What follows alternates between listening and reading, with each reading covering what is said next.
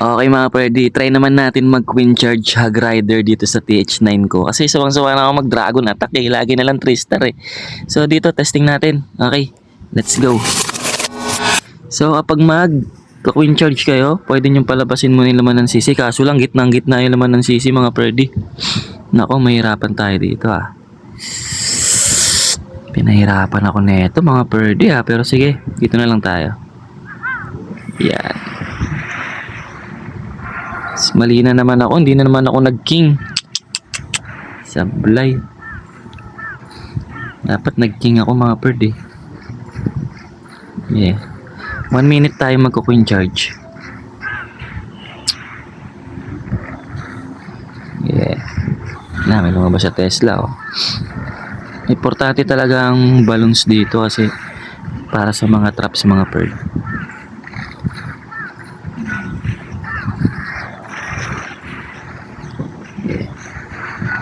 Ang hina ng wall breaker. Yun, pumasok. Ayan na. Ayan na yung laman ng sisi mga purdy. Kailangan dito freeze kasi masakit yan mga bird. Tapos yan, masakit yung dragon eh. Ayun o, kita nyo yung dragon. Sobrang sakit. Diba? Ang sakit ng dragon. Kaya kailangan talaga ng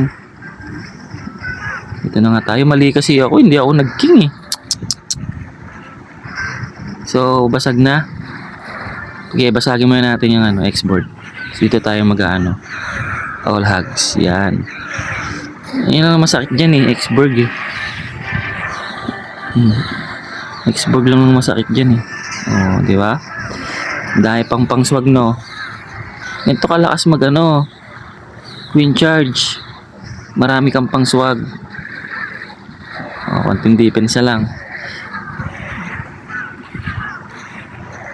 Oh, dalawa pa natira mga bird oh. Panis. Pa nga ako, mali pa nga ako, hindi pa nga ako nag-king eh. Pero kailangan kapag yung laman ng sisi, dragon, tapos mga balloons, suportahan nyo na agad ng range tsaka priest kasi sobrang sakit nun, mamamatay agad yung queen. Diba? Ayan na. GG na mga pwede, nakakasawa na kasi mag-dragon attack eh.